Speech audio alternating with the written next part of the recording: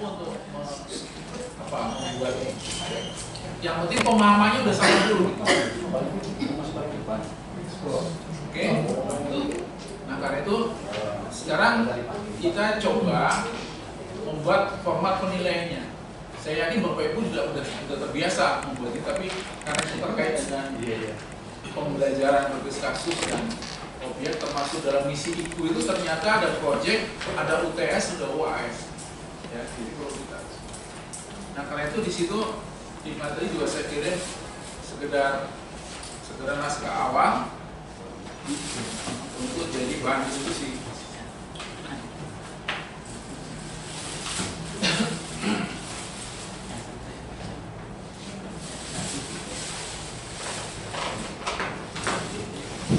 Ya, di sini ada penilaian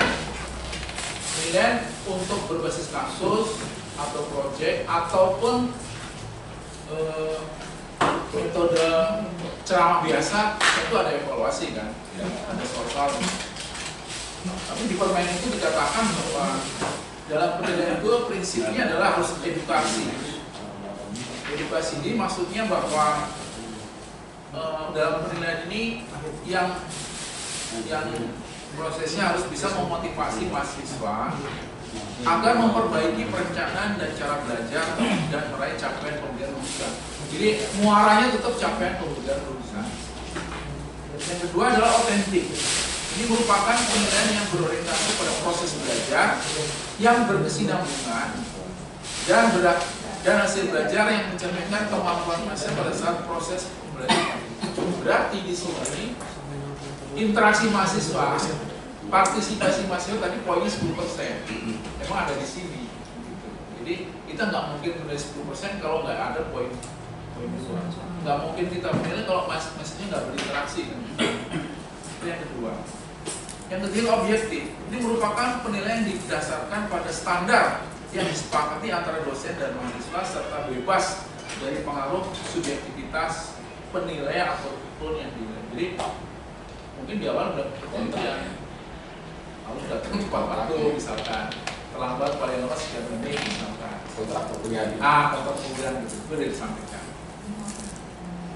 Kemudian akuntabel merupakan penilaian yang dilaksanakan sesuai dengan prosedur dan penilaian jelas disepakati pada awal kuliah dan dipahami oleh. Nah ini disebut tadi bilang, apakah ini perlu dikasih tahu otomatis di awal dia supaya tahu kan ini loh cara. Transparan merupakan penilaian prosedur dan hasil penelitian dapat diakses, iya harus transparan. Jadi kan ada persentase dan terusnya itu dapat diakses. Ya ini ada di permen. Nah tekniknya itu merupakan penilaian pada ranah sikap yang dilakukan mulai observasi, tanya jawab, penilaian diri, penilaian antar mahasiswa bisa. Dalam nanti diskusi kan mahasiswa bisa menilai temannya juga kan. Kalau mahasiswa menilai rekan kinerjanya dalam satu bidang atau kelompok. Waktu kelompok A tadi presentasi dinilai kelompok pendengarnya kan boleh. Karena itu bisa dalam bentuk kuesioner ataupun yang lain. Dan penilaian aspek pribadi yang menekankan pada aspek beriman, berakhlak, mulia, percaya diri, disiplin dan seterusnya. Rubrik terdiri dari dimensi atau aspek yang dinilai dan kriteria kemampuan hasil belajar mahasiswa maupun indikator capaian mahasiswa. Tujuannya adalah memperjelas dimensi atau aspek dan tingkat penilaian dari capaian pembelajaran mahasiswa. Selain itu, dengan rubrik ini diharapkan dapat menjadi pendorong atau motivator bagi mahasiswa untuk mencapai capaian pembelajaran. Ada tiga rubrik paling enggak. Ada rubrik holistik, yaitu pedoman penilaian yang menilai berdasarkan kesan keseluruhan atau kombinasi semua kriteria seperti tabel ini. Jadi nanti dari presentasi itu baik sekali, baik, cukup, kurang, sangat kurang. Apa yang dinilai? Misalnya dalam bidang teknik dia merancang sesuatu, rancangan yang disajikan tidak teratur, tidak menyelesaikan permasalahan, itu sangat kurang.